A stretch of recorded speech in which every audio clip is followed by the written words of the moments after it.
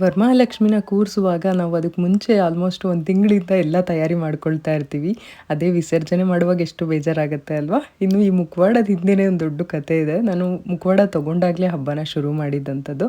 ಅಂದರೆ ನಮ್ಮ ಚಿನ್ನಿ ಹುಟ್ಟಿದಾಗ ಲಕ್ಷ್ಮಿ ಹುಟ್ಟಿದ್ಲು ಅನ್ನೋ ಒಂದು ಖುಷಿಯಲ್ಲಿ ಹೋಗ್ಬಿಟ್ಟು ಮುಖವಾಡ ತೊಗೊಂಡು ಅವಾಗಿಂದನೇ ನಾನು ಹಬ್ಬನ ಶುರು ಮಾಡಿದ್ದು. ಮದುವೆ ಆದಮೇಲೆ ಫಸ್ಟ್ ವರ್ಷ ಮಾಡಿದ್ದು ನನ್ನ ಮಗಳು ಹುಟ್ಟಿದ ಮೇಲೇ. ಸೊ ಅದೊಂದು ಮೆಮೊರಿ ಇದೆ. ತುಂಬ ಖುಷಿ ಆಗುತ್ತೆ ನೆನೆಸ್ಕೊಂಡ್ರೆ ಅದನ್ನೆಲ್ಲ. ಇಷ್ಟು ವರ್ಷದಿಂದ ನಾನು ಮಾಡ್ಕೊಂಡು ಬಂದಿದ್ದೀನಿ ಅಂತಲೂ ಖುಷಿ ಇದೆ. ಇನ್ನು ಸಂಡೇ ನನ್ನ ಮಗನಿಗೆ ಕ್ರಿಕೆಟ್ ಮ್ಯಾಚ್ ಇತ್ತು.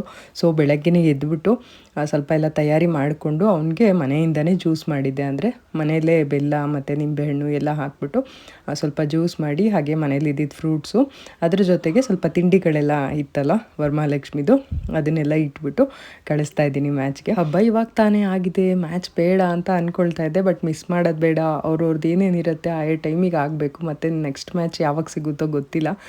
ಪ್ರಾಕ್ಟೀಸ್ ನೆಟ್ಟಲ್ಲಿ ಆಗ್ತಾ ಇರುತ್ತೆ. ಬಟ್ ಆ್ಯಕ್ಚುಲಾಗಿ ಮ್ಯಾಚಲ್ಲಿ ಆಡಿದಾಗ ಅವ್ರಿಗೆ ಒಂದು ಕಾನ್ಫಿಡೆನ್ಸ್ ಬರುತ್ತೆ, ಎಕ್ಸ್ಪೀರಿಯನ್ಸ್ ಆಗುತ್ತೆ. ಸೊ ಹಾಗಾಗಿ ಬೆಳಗ್ಗೆನೇ ಕರ್ಕೊಂಡೋಗಿದ್ದೆ. ಇನ್ನು ರೆಗ್ಯುಲರ್ ಕ್ಲಾಸಸ್ ಇದ್ದೇ ಇರುತ್ತೆ. ಅಂದರೆ ಮ್ಯಾಚ್ಗೆ ಹೋಗದೇ ಇರೋರಿಗೆ ರೆಗ್ಯುಲರ್ ಕ್ಲಾಸಸ್ ಇರುತ್ತೆ. ಸೊ ಎಲ್ಲ ಕರ್ಕೊಂಡು ಬಂದಿದ್ದರು. ಬೆಳಗ್ಗೆನೇ ಹೋಗೋಕ್ಕೆ ಒಂಥರ ಖುಷಿ ಆಗುತ್ತೆ. ನಮಗೆ ಯೂಶ್ವಲಿ ಕ್ಲಾಸಸ್ ಸಂಜೆ ಇರುತ್ತಲ್ವ, ಈ ರೀತಿ ಮಾರ್ನಿಂಗ್ ಕ್ಲಾಸಸ್ ನೋಡೋದೊಂಥರ ಖುಷಿ. ಬರಲ್ಲ, ಮತ್ತೆ ಸಿಗ್ತೀನಿ ಇನ್ನೊಂದು ವೀಡಿಯೋದ ಜೊತೆಗೆ.